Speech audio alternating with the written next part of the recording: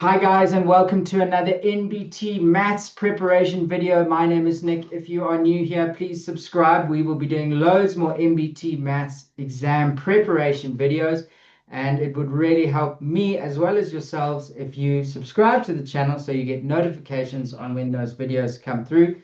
Our last video in the last 2 days has had 150 views and sadly only one like. So I know you guys are here for the maths questions, but if you could please take time to subscribe to the channel and like, that would really help me out a lot because it's 1 in the morning here and I would love to keep making these videos.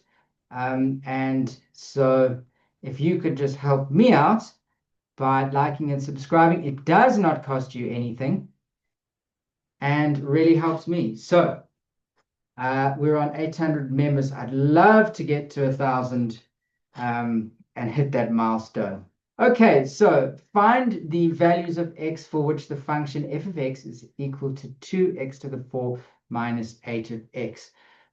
Decreases. Okay, so if you are looking for a quick answer to this question, if you understand pure maths, if you are very strong with your core maths, what I would suggest is go over to the Smart Prep website. I will put a link in the description to that as well as in the comments, and that you can access all of these NBT Maths and NBT AQL questions where I kind of assume a little bit more understanding. But the reason I'm here on this channel is to help those people who have been commenting on the videos on the business website to say, I really don't know what's going on and would like more of an explanation. So what I'm going to be doing here is actually teaching you a little bit more than I would on the shorter videos. So I'm actually going to go into what this means. So when we say f of x equals 2x to the 4 minus 8x decreases, what that means is, let's say that we had a parabola. Okay, this is not a parabola, but let's say it was a parabola, like a graph that looks like that.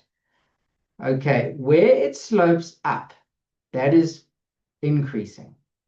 And where it slopes down is decreasing. Okay, so what we have to do is we have to find what's called the derivative. Don't worry about too much about what that means, but basically the red is when your derivative is positive. Now the symbol for derivative is when we say, and put this in red, f dash of x. What that means is the derivative, also sometimes written as dy over dx or dx for those pure maths guys. But for now, you don't need to know that. Just know that I'm finding the derivative. And where the derivative is plus, think going up positive, that is where it's increasing. The slope is increasing. And where my derivative is negative, that is where it's decreasing. So what I have to do is find the derivative. So there's a little trick that we use to find the derivative, and I'm just going to explain it not in a complicated formula, but just in a what you need to do sort of way. So what you need to do to find your f dash of x is take the number that's an exponent and times it by the front. So you say 4 times 2. So let me do this in yellow. So you say 4 times 2. 4 times 2 is 8. You write the x as usual, as it is there. And then what you do is you take 4 and you minus 1 from it. Okay, minus 1. And so you get 3. If you're worried about if you can remember this, guys, these how are you going to remember? These questions do get repeated. So if you end up doing all of the videos and going on to Smart Prep and getting all of the past questions and going through them all, you will find that more than 50% of the questions you get in the NBT test will be the same as what you get here. And then when you have an x which doesn't have an exponent, so it's just an x by itself, all you can need to know is that the derivative is that thing that's in front of the x. Okay, and the thing that's in front of the x is 8. Okay, so let's just see, trying to do it in pink. Okay, so it's minus 8. Okay, and that is your derivative. Now you have to see where is the derivative going to be? Well, they say decreasing, so that's the green. So where is it negative? Okay, so negative means less than 0. So if we remember, even if you are doing maths lit, you will remember from school that you had that little crocodile that would eat the bigger thing. So if something is negative, then 0 will be bigger than that. So the crocodile will want to eat the 0.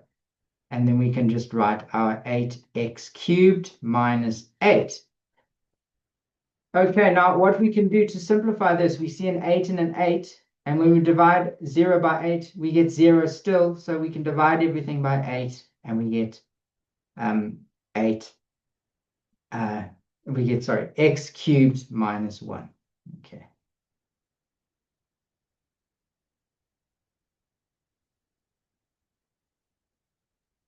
Okay. Now, when we look at this and we have a value of 0, what we need to think about is, well, what happens to, how do we kind of get to 0? So one of the ways is you could take the 1 across to the other side. So let's do that. Okay.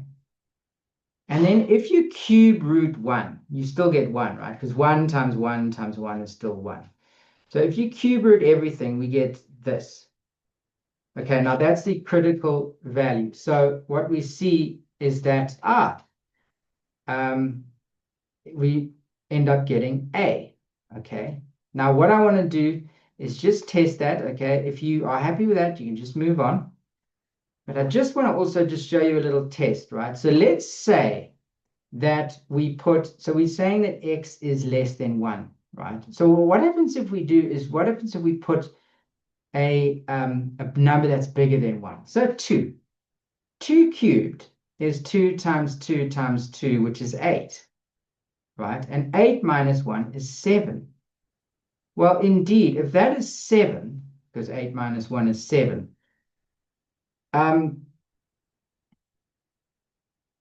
it's not true, is it? Because if it's 8, if it's 7, he's not going to want to eat the 0. He's going to want to eat the 7 because that's a bigger meal.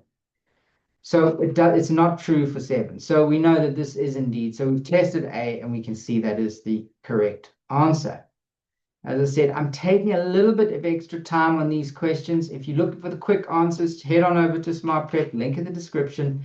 Here we go to the next one. Okay, so what you need to know about this, Maths Lit guys and people doing Maths Core who maybe haven't done exponential equations, exponential functions. Every time you have an x to the power, what that means is your basic exponential function looks like this. Okay, looks like that.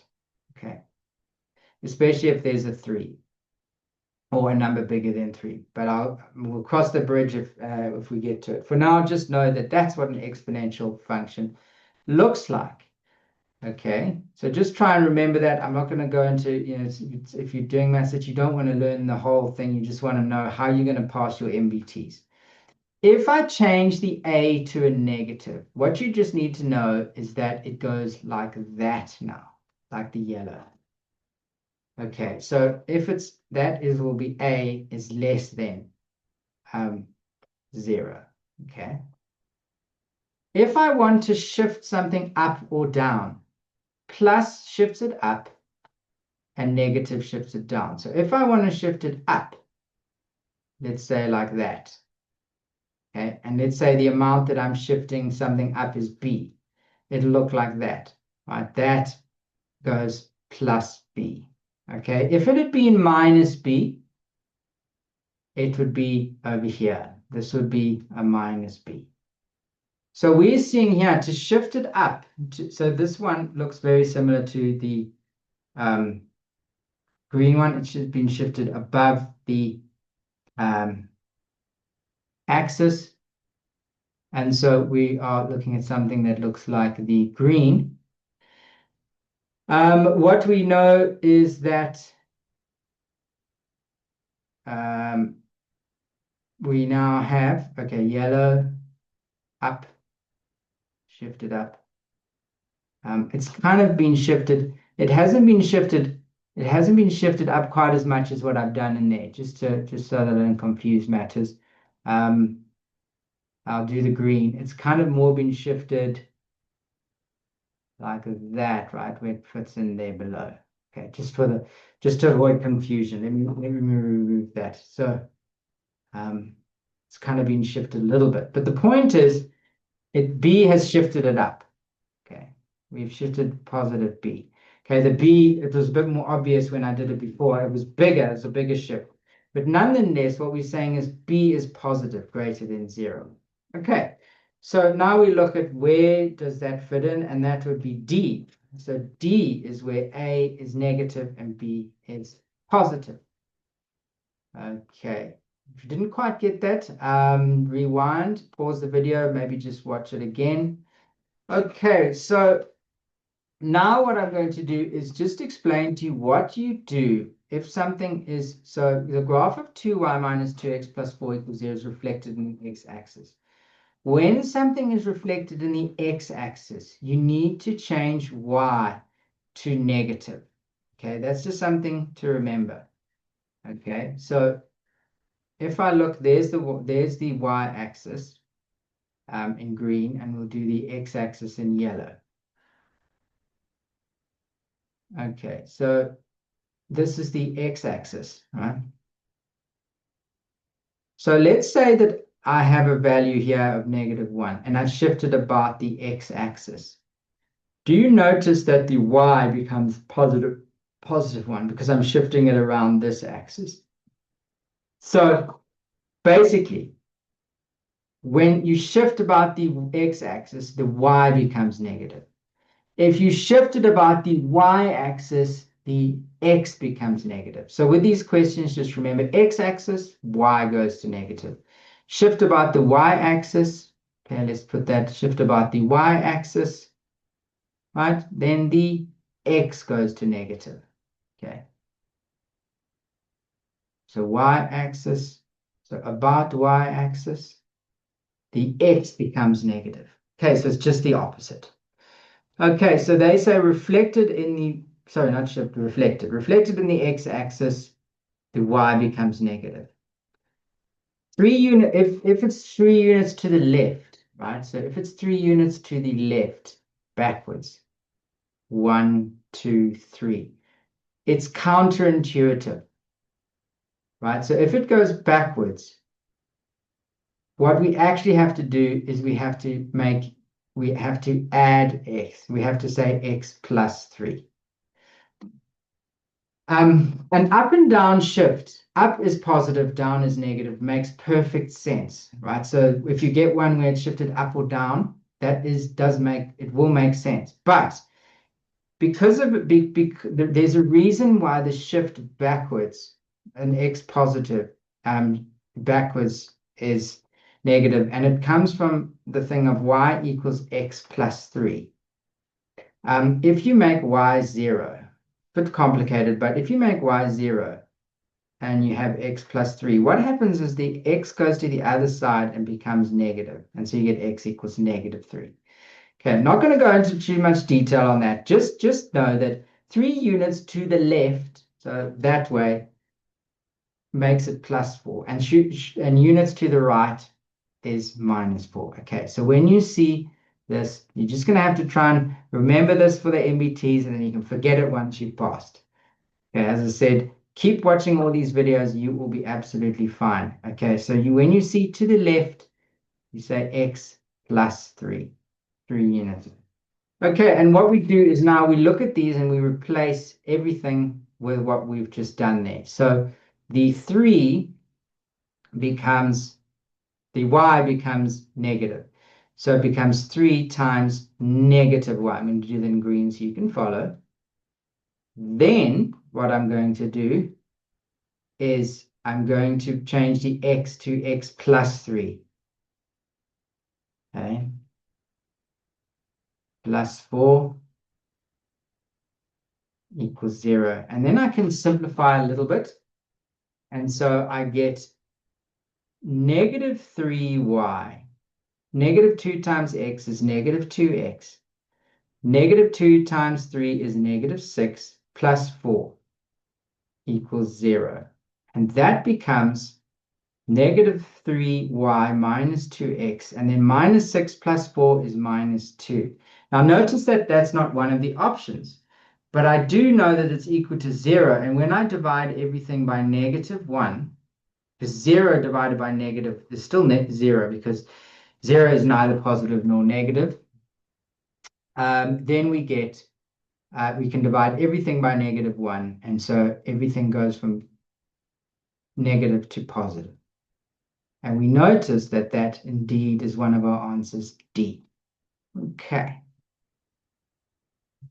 As I scroll down, guys, if you haven't subscribed or liked the video, please do. The last video was currently on 150 views. I noticed people are watching, but they aren't liking and subscribing. So it doesn't help the channel if you only watch. I know it helps yourself, but please help me and other learners, because I want to keep making these videos. But if I don't get to 1,000 subscribers on this channel, I might as well stop doing it, because I might as well just post all the videos on Smart Prep, because there we monetize those. We've got 8,000 subscribers. It's going really well. But I really want to have this video as another option for everyone to help learn from, especially those who are struggling with these maths questions. So please help me out.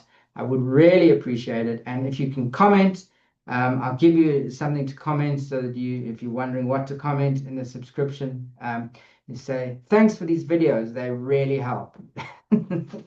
No, just you can say, just tell me when you're writing. I'd love to know. And also, are you doing Maths Lit or Pure Maths? I'd love to see see how many people are writing Pure Maths versus how many people are writing Maths Lit, because I assume that most of the people doing it was Pure Maths, and then judging from the comments, I'm seeing on the other channel a lot of Maths Lit guys. So yeah, that's kind of why I'm doing this, right? Just to go into a little bit more detail, because these are tricky. These, I won't lie, these are tricky questions, and I can see why people are struggling a little bit. Okay, so what I want to do for these is I just want to explain that the range, and so I'm going to give you a quick trick. I'm not going to confuse you with graphs here. If you want to see the graphs, go to the other channel. Here, I'm just doing a quick trick, which is I want to just tell you the range of these, because they're going to ask probably the range of a sine graph and a cos graph is negative 1 to 1. And what's awesome about it, the cos is exactly the same. Okay, so if you remember one, you know the other. And then what I want you to do is just to know that, and I'm write the equation, because if you see the y equals, and it'll be sine. Now, whatever they put in front of this x here doesn't matter. Okay, so this doesn't matter. This does not change the range, right? So if I put a 4 here, does not change the range. No range change, okay? Doesn't suddenly make the range 4 times bigger. No, doesn't affect it, okay? But what this does here, if I say, call this like a plus 2, this will change the range. It'll move it up 2. Okay, move both of these things up 2. So I'll show you with this example here. And then if you have a number here, let's say that is 3. What this will do is it will triple the range. Okay, and you always want to do this one first. So step 1 is you'll do this, and then step 2 is you do this part. Okay, so let's now use this as an example. So what we do here, the 2, we double the range. Okay, so it's sine, but even if it was cos, it would still be, it's not changed. So double the range, minus 2. 1 times 2 plus 2, right? Almost done. Now we do step 2, which is take 1 off both. Negative 2 minus 1 is minus 3. 2 minus 1 is 1. And so our new range is this. And we get y is an element of 3, -3, and 1. That's over here. And the B. Okay, so as I said, if you want to see me doing the shifts and drawing the graphs, check out Smart Prep. Senzo and I do all the videos on there. We've also got some geography videos coming up with Deborah, and they've actually started to upload Deborah's geography revision course. Life sciences coming with Mivula, and then Cicinalo is coming through with some English. So we've got lots of things happening over at Smart Prep. It's pretty awesome. We've got a really great team there producing. As I said, this is just my private channel where I'm just helping out the Maths Lit guys, just giving a little bit of extra information. Okay, so this is the last question. Video is getting a little long, and actually, I'll tell you what, I think I'm going to end it there. And what I'm going to do is to incentivize you guys to subscribe and like and share and comment. What I'm going to do is I'm going to carry on and I'll do another 6 questions. I'll make the video, and as soon as I get either 10 new subscribers or 10 comments, or let's make it 20 likes on this video, then I will upload a new one. So there's an incentive there for you guys to help me out, and I will keep coming and bringing you guys the content.